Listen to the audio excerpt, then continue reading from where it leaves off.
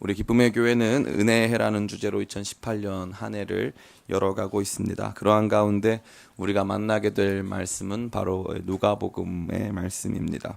누가복음은 신약 성경 중에 가장 긴 말씀입니다.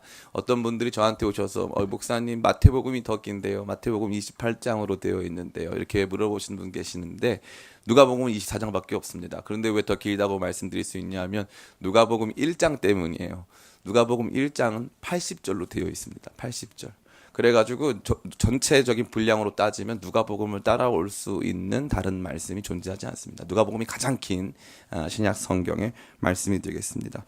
전체 내용 중에 40%는 다른 어떤 성경에도 등장하지 않는 누가복음만의 내용으로 또한 기록되어 있습니다. 이 복음서가 우리 모두에게 더욱 중요하고 특별한 이유는 누가복음이 다루고 있는 그 주제들 때문에 더욱 그러합니다. 누가복음에서는 기도와 성령, 성전과 예루살렘의 문제가 많이 다루어지고 있습니다.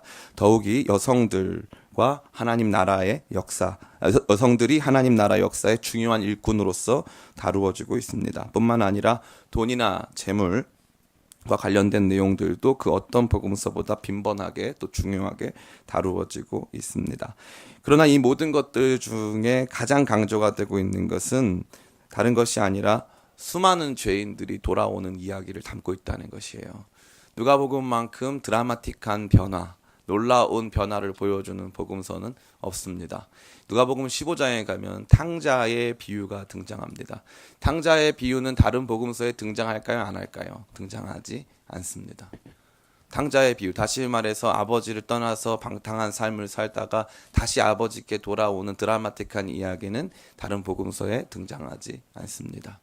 누가복음 5장에는 베드로가 예수님의 제자로 거듭나는 장면이 다루어지고 있습니다. 다른 복음서와 달리 누가복음 5장에서 베드로가 어떻게 돌아오냐면은 예수님께서 깊은 데로 나아가서 그물을 던져라 했더니 많은 고기가 잡혔어요.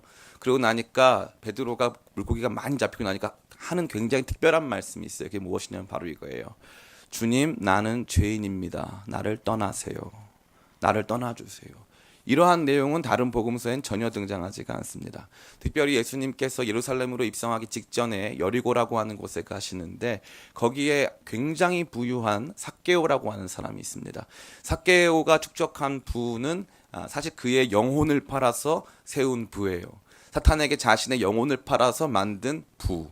그것이 무엇이냐면 나라를 팔고 민족을 팔고 자신의 종교와 양심을 팔아서 얻게 된 큰 부를 하루아침에 자기 전 재산을 가난한 사람에게 나눠주고 다른 사람의 것을 토색한 것이 있다면 4배를 갚겠다 하면서 자신의 재산을 내어주는 일을 보여주고 있다는 것이죠. 누가복음만큼 강력한 이 복음의 역사, 다시 말해서 죄인들이 자신의 삶을 돌이키고 완전히 변화된 모습으로 예수님께, 하나님께 돌아오는 장면을 보여주는 복음서는 없다고 해도 과언이 아닙니다. 그러니까 누가복음이 가장 다이나믹한 복음서가 된다는 것이죠. 바로 이러한 죄인의 회개와 놀라운 변화가 우리 삶에 일어나는 것을 간절히 소원하는 마음으로 저는 여러분과 함께 2018년도에 또 여러분의 삶이 회복되고자 하는 마음 가지고 2018년도에 누가복음의 말씀을 나누려고 합니다. 제가 간절히 소원하는 것은 아무쪼록 이 누가복음의 말씀을 차근차근 배워가며 알아가는 동안 저와 여러분의 삶에도 놀라운 회개와 변화가 일어나고 회복이 일어나게 되길 원합니다. 아멘. 감사합니다. 특별히 오늘은 다른 복음서에는 등장하지 않는 누가복음의 독특한 서문을 한번 살펴보기를 원합니다. 이 누가복음의 서문을 살펴보는 것은 상당히 지루한 일이 될 수도 있지만 그럼에도 불구하고 굉장히 재미있는 측면이 아주 많습니다. 오늘 이 누가복음의 서문에는 우리가 특별한 한 사람을 만나게 됩니다. 그의 이름은 바로 데오빌로라는 사람이지요. 우리 누가복음 1장 우리 누가복음 1장 3절 같이 한번 읽어보기를 원합니다. 누가복음 1장 3절 같이 한번 읽어보겠습니다. 시작. 그 모든 일을 근원부터 자세히 미루어 살핀 나도 데오빌로 각하에게 차례대로 써보내는 것이 좋은 줄 알았노니. 아멘. 이 누가복음이라고 하는 신약 성경에서 가장 긴 복음서가 한 사람에게 헌정되고 있는 것이 나타납니다. 이 위대한 복음서가 한 사람을 위해서 쓰여져 있다는 것이죠. 이 한 사람이 누구냐에 대해서는 많은 학자들의 논의가 있습니다. 이 데오빌로가 실존의 인물이냐 가상의 인물이냐부터 시작해서 이 사람이 누구를 지칭하느냐 하는 논의가 굉장히 많이 있다는 것입니다. 우리가 알 수 있는 것은 이 데오빌로에게 각하라는 이름이 쓰여져 있다는 것이죠. 3절 보니까 데오빌로 각하에게 차례대로 써보는 것이 좋은 줄 알았노니, 이 각하는 크티시스라고 하는데요, 당시에 로마 제국에서 한 구역에 이 모든 행정과 통치권을 가지고 있는 총독에게 붙여졌던 명칭, 호칭이 되는 것입니다.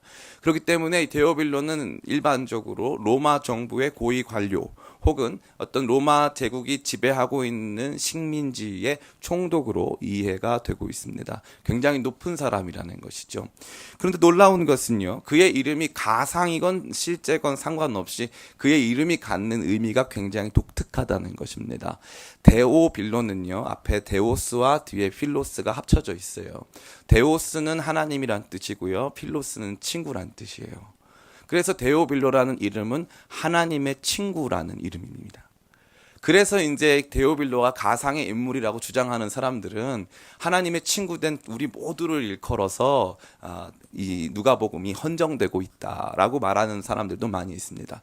그러나 제가 믿기로는, 또 많은 학자들이 주장하기로는, 누가는 역사적 사실을 굉장히 중요하게 여기는 사람이기 때문에 실제 실존했던 인물이 아닌 사람들을 가상으로 만들어서 그에게 이 복음의 말씀을 헌정했다는 것은 납득하기 어렵다 하는 것이죠. 어찌됐건 그의 이름은 하나님의 친구, 하나님의 필로스, 하나님의 사랑을 받는 사람으로 나타나는 것이죠. 참 놀라운 것입니다. 이 누가복음이라고 하는 신약성경에서 가장 긴 복음서가 아주 로마 제국에 있어서 고위 강료이자 높은 지위를 구가하고 있었던 데오빌로라고 하는 하나님의 친구라고 하는 단 한 사람을 위해서 기록되었다는 것이죠. 더욱 놀라운 것은 2절 보면은 이렇게 되어 있어요. 처음부터 목격자와 말씀이 된 자들이 전하여 준 그대로 내력을 저술하려고 붓을 든 사람이 많은지라. 이 누가복음뿐만 아니라 마태복음, 마가복음, 요한복음, 그 외에도 기타 여러 가지 기록들을 통해서 예수님께서 행하신 일들을 나름대로 기록하려고 했던 사람들이 굉장히 많이 있다는 것이죠. 한마디로 말해서 복음서가 다양한 관점에서 많은 사람들에 의해서 쓰여졌다는 것을 말하는 것입니다. 그런데 오늘 저와 여러분에게 주어진 이 누가복음은 어떤 복음서라 했습니까? 굉장히 많은 복음서들 중에서 그 중에 성경 정경으로 저와 여러분에게 남겨진 이 복음서는 다른 사람이 아닌 단 한 사람, 데오빌로라고 하는 그 한 사람에게 헌정된 굉장히 독특한 가치를 갖는 복음의 말씀이라는 것이죠. 당시에는 책값이 비쌌을까요? 쌌을까요? 당시에는 책값이 굉장히 비쌌습니다. 책을 주로 뭘로 만드냐 하면요, 양피지라는 걸로 만들어요. 양피지가 뭘까요? 양은 진짜 살아있는 양을 우리가 보는 동물을 말하는 거고, 피는 가죽을 말하는 거예요. 양 가죽에다가 책을 만들었어요. 그리고 굉장히 긴 분량으로 만들었어요. 쌌을까요? 비쌌을까요? 굉장히 비쌉니다. 굉장히 비싸요. 그래서 이 책을 한 권을 내기 위해서 수많은 사람들이 많은 것들을 희생해서 내야 할 만했고, 뿐만 아니라 이 책을 보급하기 위해서는 더 많은 돈과 더 많은 시간이 요청되는 것이지요. 그래서 아마도 사람들이 이 데오빌로라고 하는 사람이 이 책의 후원자 혹은 당시 교회의 든든한 후원자가 아니었을까 하는 생각을 많이 하고 있다는 것입니다. 제가 여러분에게 지금까지 알려드린 사실은 두 가지입니다. 누가복음은 데오빌로라고 하는 굉장히 높은 사람에게 쓰여진 책이다. 그리고 당시에 많은 사람들이 이러한 내용, 예수님의 이 행적에 대한 내용을 많이 다루고 있다 하는 이 두 가지의 내용이 되는 것입니다. 이 두 가지의 내용은 오늘 저와 여러분에게 있어서도 굉장히 중요한 의미를 갖습니다. 그것은 다른 것이 아니라 바로 이 지점에서 출발을 하는데요. 데오빌로 한 사람에게 헌정된 바로 이 말씀이 오늘날은 수십억 명에 육박하는 모든 믿는 사람들에게 전하여졌다는 것입니다. 이것은 다른 것이 아니라 데오빌로라고 하는 한 사람, 그 사람이 마치 우리로 치면은 뭐라고 해야 될까요? 굉장히 조심스러운 단어인데 많은 분신을 만든 것과 같이, 다시 말해서 우리 모두가 주님 앞에서는 데오빌로 같은 존재라는 것이죠. 과거에는 아주 비싼 책을 한 권 만들어서 데오빌로 각하라고 하는 한 사람에게 헌정했는데, 한 사람에게 헌정된 그 책이 오늘 우리 모두가 읽고 있다면, 하나님의 놀라운 섭리 속에서 하나님께서 의도하신 것은 마치 저와 여러분 모두가 이 한 권의 책을 받아들이기에 합당한, 이 한 권의 책에 나와 있는 데오빌로 각하와 같은 존귀한 신분으로 저와 여러분들이 취급받고 있다는 것을 의미하는 것입니다. 학자들의 논의가 어떠하든지, 그들의 논의가 이 가상의 인물을 상정해서 쓴 것이든지 아니면 실제의 인물에게 바쳐진 것이든지 상관할 바 없이, 이것이 우리 모두에게 전하여졌다는 것은 우리 모두가 데오빌로와 같은 사람들이라는 것을 하나님께서 보여주기 위해서 오늘 이 말씀을 저와 여러분에게 말해주고 있다는 것입니다. 근데 제가 뭐라고 그랬습니까? 데오빌로의 이름이 뜻이 뭐라고 했습니까? 데오빌로의 이름은 뜻은 하나님의 친구, 하나님의 친구. 오늘 이 말씀은요, 누가복음, 놀라운 은혜의 말씀, 제가 처음에 설명드린 것과 같이 누가복음은 구원의 이야기고, 누가복음은 놀라운 역전의 이야기고, 많은 죄인들이 돌아오고 회복되는 이 놀라운 이야기가 하나님의 친구인 저와 여러분을 향하여서 쓰여져 있다는 것입니다. 제가 보면서 많이 느끼는 것은 교회 안에는 두 파가 있어요. 하나는 기도파, 하나는 말씀파. 이 기도파와 말씀파 간의 대립과 긴장과 갈등은 굉장히 오래됐어요. 굉장히 오래됐어요. 기도파는 말씀파를 핍박하고 말씀파는 기도파를 핍박해요. 그렇게 해가지고 교회에서 기도 많이 하면은 이 기도 많이 하는 분들이 겸손합니까? 교만합니까? 네, 말을 할 수가 없어요. 기도를 많이 하면 겸손해져야 되는데, 기도를 하면 할수록 약간 눈을 내리깔면서 지긋한 목소리로 자매님 기도를 더 해보시기 바랍니다, 이렇게 할 때가 많이 있어요. 기도를 하면 할수록 겸손해져야 되는데, 말씀파는요 주로 뭐가 있어요? 무시해요. 잘 모른다고 무식하다고 그래요. 그래서 서로가 서로를 이렇게 사랑으로 품어주고, 이 기도 더 하고 싶은 사람은 기도를 잘하는 사람은 말씀을 더 읽어야 하고, 말씀 많이 읽는 사람은 기도를 해야 되는데, 우리는 그렇게 서 있으려고 하지 않습니다. 그러나 그 중심성에는요, 제가 꼭 말씀드리고 싶은 건, 목사님 그런 말씀 팝니까? 그렇게 말씀하지 마시고, 그 중심 속에는요, 오늘 저와 여러분에게 주어진 놀라운 이 이야기, 수많은 사람들이 쓰고자 했고 정말 존귀한 한 사람에게 헌정된 이 이야기, 이 말씀이 얼만큼 중요한 것이길래 저와 여러분에게 오늘 이렇게 주어졌는가를 좀 생각해 보면서 우리가 말씀 중심으로 기도를 쌓아가는 저와 여러분 됐으면 좋겠습니다. 왜 그러냐 하면요, 누가복음은 다른 복음서와는 차원이 다르게 기도를 강조해요. 다른 복음서와는 차원이 달라요. 누가복음은 기도로 시작해서 이 계속적으로 중요한 순간마다 기도하시는 예수님, 기도하시는 모습이 계속 등장합니다. 말씀은 말씀인데 우리로 기도하게 하는 말씀이에요. 저는 여러분들이 그러한 말씀을 체험하고 그러한 기도를 체험했으면 좋겠어요. 말씀을 읽었더니 기도가 나오고, 기도를 했더니 말씀을 읽게 되는. 그래서 기도만 하고 나면은 그냥 그대로 끝. 말씀만 하면은 또 말씀만 듣고 나면 그대로 아무 생각 없이 집에 돌아가는 그러한 성도님들이 단 한 분도 없었으면 좋겠습니다. 많은 사람들의 수고로, 놀라운 수고로 이 말씀이 전해졌습니다. 그러한 가운데 우리가 주목해야 되는 또 한 가지 중요한 측면이 있습니다. 그것은 다른 것이 아니라 바로 누가라고 하는 이 말씀의 저자가 되겠습니다. 이 말씀, 누가복음은 누가가 저술을 했는데요, 누가가 이 모든 것을 어떻게 저술했냐면 3절에 다시 잘 기록되어 있습니다. 그 모든 일을 근원부터 자세히 미루어 살핀 나도 데오빌로 각하에게 차례대로 써보는 것이 좋은 줄을 알았노니. 얼마나 이 정교하게 나옵니까? 근원부터, 모든 일을 근원부터 자세히 미루어 살핀 나. 그리고 심지어 이것을 어떻게 보냈다 그랬어요? 차례대로 써보냈다고 되어 있어요. 역사적 사실성을 기반으로 해서 당시에 이 의사였던 누가가 역사적 사실성을 기반으로 모든 것을, 이 저술 내역들을 살펴보면서 이 말씀을 적어 나갔다는 것이죠. 이 누가복음은 다른 복음서에 비해서 상대적으로 이 시간적으로 보나 어떤 면에서 보든지 누가복음은 권위가 떨어진다 볼 수도 있습니다. 왜 그럴까요? 마태는 예수님의 제자였습니까? 아니었습니까?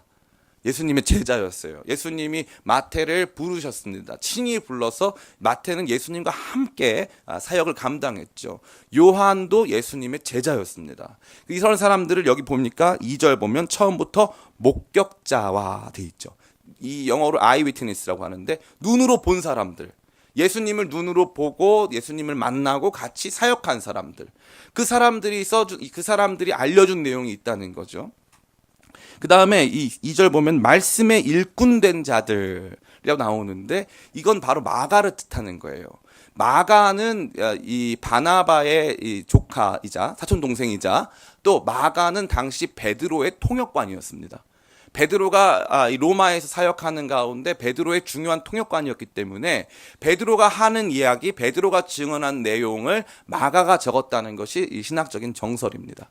그렇기 때문에 마가로 보나 마태, 요한으로 보나 누가는 사실 예수님을 만나본 적도 없고 누가는 예수님하고 사역했던 적도 없고 누가는 자기가 가질 수 있는 증거라는 것은 아까 말씀드렸던 목격자들과 말씀에 일꾼된 사람들이 적어준 내용밖에 없다는 것이죠. 그런데 이 누가복음이 굉장히 중요한 역사적 사실성을 갖고 많은 사람들에 의해서 굉장히 가치 있게 평가되는 중요한 이유는 뭐냐면 누가가 엄청난 수고를 통해서 이 복음서가 진짜인지 아닌지, 복음의 말씀이 진짜인지 아닌지 하나하나 미루어 자세히 살펴보았다는 것을 의미하는 것입니다. 특별히 여기 보면은 미루어 살피다라고 되어 있는데 이거는 뭐냐면은 수사하다, 조사하다 이거예요. 내가 이 말이 진짜 맞는지 틀린지 수사하다, 조사하다 이런 말입니다. 제가 군에 있을 때 은혜를 아주 많이 받았어요. 은혜를 많이 받았는데 그때 제 마음에 넘어갈 수 없는 벽이 하나 있었는데 그건 뭐냐 하면 바로 이 무지한 그리스도인이라고 욕을 먹는 거예요. 요즘 이 학력 인플레이션 시대에 살고 있지 않습니까? 우리는 계속적으로 지적으로 또 이성적으로 우리가 믿는 복음이 얼만큼 사실인가에 대해서 우리 자신이 증거해야 하는 책임을 갖고 있습니다. 그렇기 때문에 제가 은혜는 받았는데 이게 진짜인지 가짜인지를 모르겠어요. 진짜인지 가짜인지. 복음의 말씀이 진짜인지 가짜인지 얼만큼 우리가 이 말씀을 확실히 믿을 수 있는지에 대해서 담보할 수가 없다 이것이죠. 그래가지고 제가 너무 이 마음이 상심이 되는 가운데 서점에 갔어요. 서점에 가가지고 책을 쫙 보는데 거기에 리 스트로벨이라는 사람이 쓴 예수는 역사다 하는 책을 제가 보게 됐어요. 이 리 스트로벨의 예수는 역사다. 이 사람은 시카고 트리뷴지의 기자였고 또 뿐만 아니라 이 굉장히 탁월한 법적 지식을 갖고 있는 사람인데 이 사람이 예수님의 행적과 예수님의 죽으심과 부활에 대한 사실성을 다양한 학자들, 의사가 됐던 신학자가 됐건 법학자가 됐건 모든 사람, 역사학자가 됐건 그 사람들에게 질문하면서 인터뷰하면서 예수님 사건이 사실인지 가짜인지를 살펴본 것이죠. 마치 그렇게 수사하고 조사하듯이 누가 역시도 그러한 과정을 실행했다는 것입니다. 저는요, 우리 젊은 성도님들에게 도전합니다. 여러분들이 원하면 복음이 진짜인지 가짜인지를 스스로 알아갈 수 있는 수많은 책들이 존재합니다. 다시 말해 여기 앞에 보면은 목격자와 이 말씀에 일꾼된 자들이 많은 사람들이 붓을 가지고 내력을 저술하잖아요. 그런 것처럼 오늘날에도 수많은 사람들이 자신들이 깨달은 내용의 복음, 자신들이 발견한 진리들을 많은 사람들이 적어주고 있습니다. 그런데 그러한 노력 없이, 말씀을 읽으려고 하는 노력 없이, 이해하고 깨달으려고 하는 노력 없이, 예수님의 행적에 대해서 깊이 생각해보려는 노력 없이 신앙생활에 머무르고 있다면 우리는 다시 한번 오늘 이 누가가 적어준 내용에 대해서 다시 한번 심각하게 고민하고 생각해봐야 할 필요가 있다는 것입니다. 그러한 가운데 마지막으로 4절 말씀 보니까 이렇게 돼 있어요. 같이 한번 읽어볼까요? 시작. 이는 각하가 알고 있는 바를 더 확실하게 하려 함이로라. 아멘. 이 서문의 마지막은 바로 이렇게 끝납니다. 각하가 알고 있는 바를 확실하게 하려 함이로라. 각하라고 하는 이 사람, 데오빌로라고 하는 이 사람은요, 아마도 초급 신자였던 것 같습니다. 혹은 은혜를 많이 받아서 당시 교회의 후원자, 든든한 지원자로 활동하고 있던 것 같아요. 그런데 누가가 이 책을 저술하면서 데오빌로에게 헌정할 마음을 갖고 데오빌로에게 이 책을 준비해서 헌정할 때 목적을 가졌다는 거죠. 그것은 무엇일까요? 이러한 신자들, 예수님이 누구신지 진짜 알고 싶어 했고 예수님의 행적을 정말 차근차근 역사적 사실성을 기반으로 알기를 원했던 모든 신자들이 어떻게 했으면 좋겠다? 알고 있는 바를 확실하게 알았으면 좋겠다. 확실하게 알았으면 좋겠다. 오늘날 많은 신자들이 신앙생활을 합니다. 그런데 제가 보니까요, SNS 상에서 수많은 사람들이 갑론을박하면서 신앙에 대한 내용을 다투고 혹은 또 논의하고 있어요. 그런데 그 중에 정말 이 말씀에 철저히 입각해서 확실성을 가지고 하는 사람보다는 자기들이 알고 있는 단편적인 지식을 가지고 신앙의 전부인 양 확대적으로 해석하는 사람들이 아주 많은 것을 저는 많이 보게 됩니다. 우리 신자들의 삶에도 마찬가지예요. 시간이 지나면 지날수록 그리스도인으로서 더 분명한 가치와 기준이 발견되어야 되는데 시간이 지나면 지날수록 그런 것들은 존재하지 않고 오히려 이 신앙생활에 있어서 잘못된 율법주의를 쌓아가거나 잘못된 이 상식이나 지식에 기반된 모습을 보여줄 때가 너무나도 많이 있다는 것입니다. 우리 신앙은 확실해야 될 줄 믿습니다. 아멘. 제가 이 화요 아카데미를 하는데 여기 계신 분들을 제가 칭찬하려고 하니까 좀 마음이 불편한데요. 화요 아카데미를 할 때 이제 고민을 많이 하다가, 왜냐하면 우리 기쁨의 교회, 저는 늘 기쁨의 교회가 대한민국 최고의 교회를 생각하기 때문에 기쁨의 교회가 개최하는 화요 아카데미는 대한민국을 대표하는 화요 아카데미다. 그래서 2017년도에 종교개혁 500주년 기념 화요 아카데미를 개최했어요. 개최했는데 첫 학기에는 우리 초대교회사를 했습니다. 초대교회사를 영광스럽게 출발을 했는데 우리 많은 성도님들이 처음부터 이 말씀은 너무 어려우니 우리가 어찌 알아들을 수 있으리요 하는 그런 분위기가 이제 시작됐어요. 근데 저는 그래서 우리 전도사님들이나 우리 권사님 집사님들이 대부분 다 중도 하차할 것이라고 생각했습니다. 중도 하차는 다 대학생들이 하고 끝까지 그 자리를 지키는 분들은 다 전도사님들, 권사님들 이런 분들이 끝까지 그 자리를 지켜주셨어요. 그분들은 특징이 뭡니까? 지난 28년 동안 그런 거 한 번도 가르쳐주지 않은 교회에서 신앙생활하다가 그분들이 원하는 건 나도 진짜 제대로 된 신앙생활을 해보고 싶다. 내가 이걸 알아듣든지 못 알아듣든지, 물론 제가 중간에 잘 꼬셨습니다. 그러나 그럼에도 불구하고 이걸 잘 알아듣든지 못 알아듣든지 나는 알고 싶다. 나는 배우고 싶다. 나는 진짜 복음이 뭔지 알고 싶고 깨닫고 싶다 하는 그 열정을 가지신 분들로 말미암아 감사하게도 종강을 할 수가 있었어요. 그러나 2학기 때는 조기 종강을 해야만 했습니다. 지금도 제 마음 안에 상처로 남아있는 그런 일들입니다. 그럼에도 불구하고요, 저는 너무 자랑스러웠어요. 우리 전도사님들, 우리 권사님, 집사님 이런 분들이 낮에 예배 드리고 집에 가서 우리 남편분들 식사 제공을 다 해주신 다음에 다시 1시간 차 타고 와서 그 말씀을 듣는데 너무 큰 감동이 되더라고요. 우리가 원하면요, 지금 이 시대는 여러분이 공부하고 배우고 진짜 예수님에 대해서 알 수 있는 이 경로 혹은 방법이 무궁무진합니다. 무궁무진해요. 그런데 많은 성도님들이 그러한 것들에 대해서 제대로 알려고 하지 않고 정말 목숨을 다해서 그것들을 가지려 하지 않는다는 것이죠. 그러면 이 말씀 앞에 우리가 참 부끄러워요. 누가는요, 의사로서 당시에 굉장히 높은 지위, 굉장히 많은 부를 거느리고 살면서 이런 일 안 해도 되거든요. 그런데 이 누가가 데오빌로라고 하는 한 사람을 위해서 그 사람 혹은 그 사람 이후에 그 사람과 같은 수많은 사람들이 진짜 복음의 확실성 위에 서야 되겠다는 마음을 가지고 모든 일을 처음부터 근원부터 자세히 미루어 살피고 차례대로 써보내고 있었다는 거예요. 하나하나 알아가라고. 그런데 우리는 그러한 알아가는 일들을 멈추고 우리의 신앙을 우리의 종교성, 우리의 본성, 우리의 상식 수준으로 멈추게 하는 그러한 일들을 한다는 것은, 우리가 이제 누가복음을 배우려고 하는데 여러분이 생각하는 것보다 이 누가복음의 말씀의 내용이 굉장히 재밌고 신기한 말씀이 너무나도 많습니다. 그런데 처음부터 우리 교회는 너무 목사님이 말씀 중심이고 너무 지적이야, 이렇게 시작하게 되면 아무것도 할 수 있는 것이 없는 것이죠.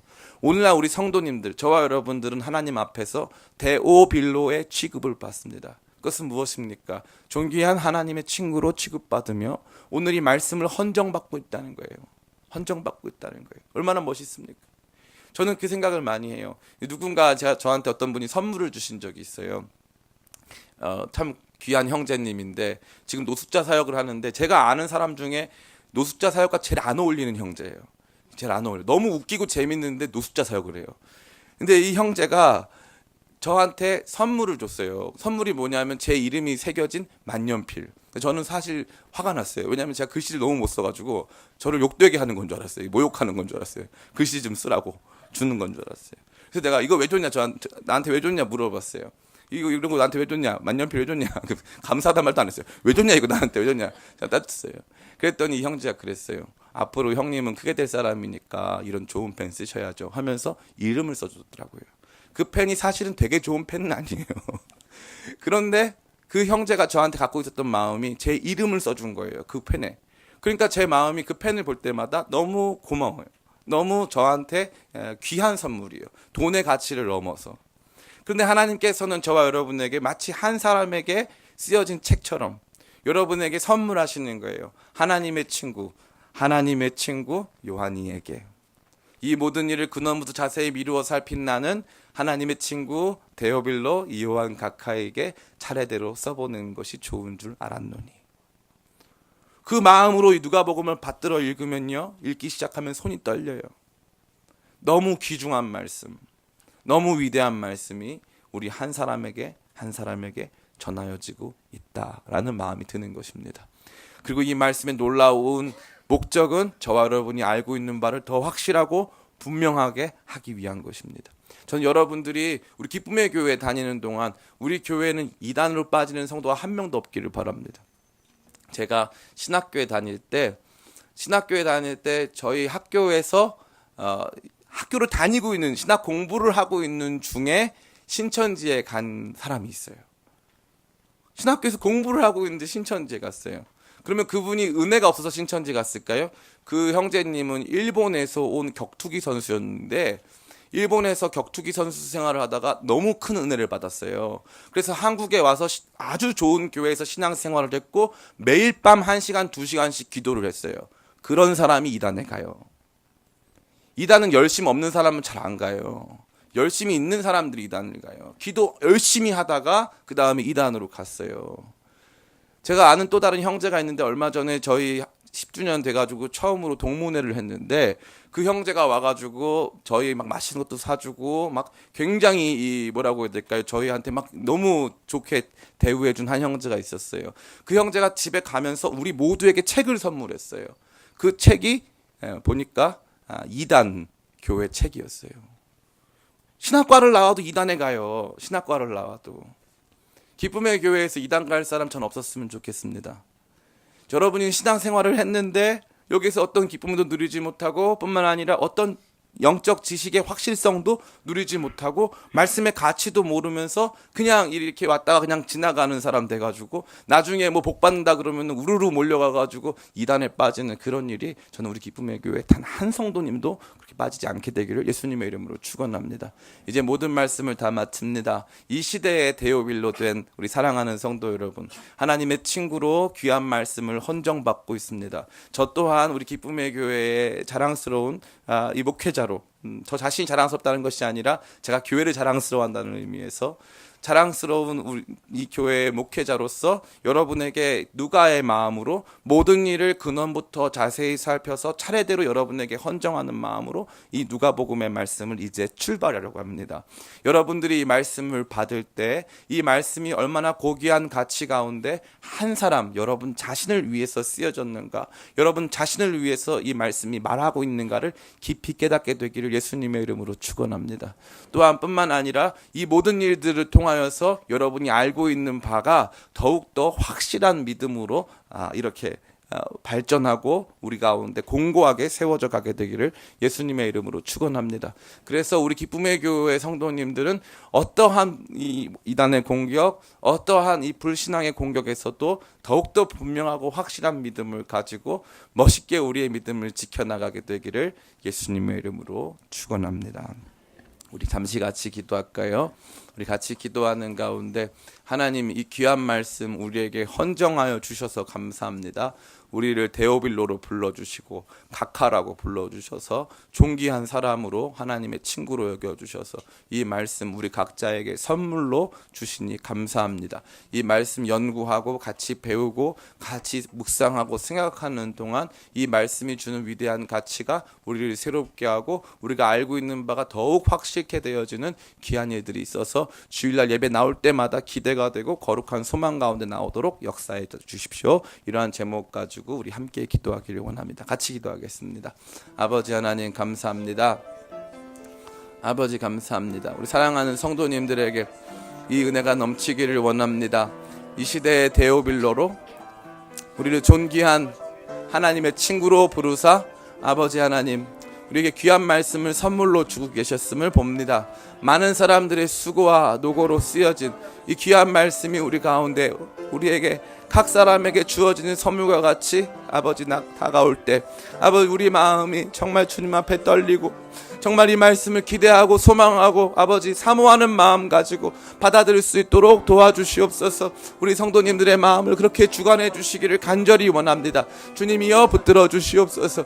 이 시대를 살아가는 데오빌로와 같은 우리 성도님들 자신의 가치를 깨닫게 하여 주시옵소서. 하나님의 친구가 되어서 말씀을 헌정받을 만큼 귀하고 존귀한 가치의 사람들인 것을 늘 발견하고 그로 말미암아서 말씀 속에 거하기를 소원하는 멋있는 성도님들 되게 도와주시옵소서. 아버지 하나님 감사합니다. 우리 사랑하는 기쁨의 교회 성도님들에게 하나님의 친구 존귀한 데오빌로 같다 말씀하여 주시니 감사합니다. 아버지 우리 각 사람을 향하여서 이 귀한 말씀 선물로 주시니 또한 감사합니다.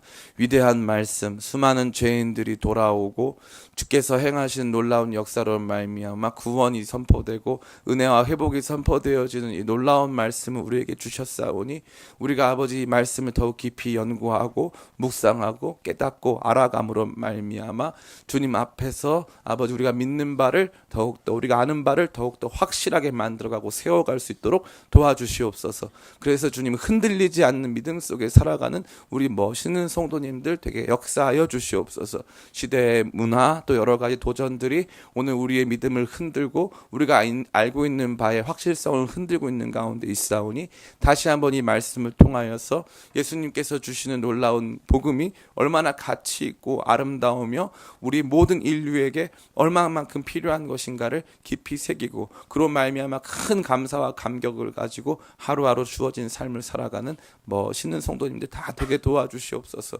특별히 하나님 아버지 우리 사랑하는 성도님들에게 말씀을 향한 열심과 열정을 부어주시기를 원합니다.